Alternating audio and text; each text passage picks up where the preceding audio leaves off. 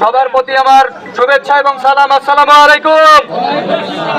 আপনারা জানেন যে গত 21শে আগস্ট আমাদের প্রাণপ্রিয় নেত্রী সালতান নগরকান্দা নয়নের মণি শ্যামাউলের রিঙ্কু আপার নামে যে মিথ্যা মামলা দিয়েছে এই বাবুলের সন্ত্রাস বাহিনী, এটা আমরা সকলে মিলে প্রতিহত করবো ইনশাআল্লাহ। নগরকান্দা সালতার মাটি, শ্যামাউলের রিঙ্কু আপার ঘাঁটি।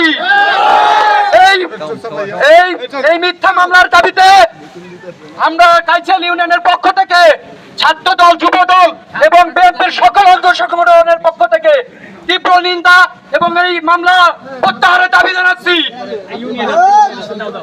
যাই হোক, আপনারা সকলে সাময়িক রিঙ্কু আপার সাথে থাকবেন, তার হাতকে শক্তিশালী করবেন, এই আশাবাদ ব্যক্ত রেখে আমি আমার সংক্ষিপ্ত বক্তব্য শেষ করছি। বাংলাদেশ জিন্দাবাদ, জাতীয়তাবাদী দল জিন্দাবাদ, তারেক রহমান জিন্দাবাদ, খালেদা জিয়া জিন্দাবাদ।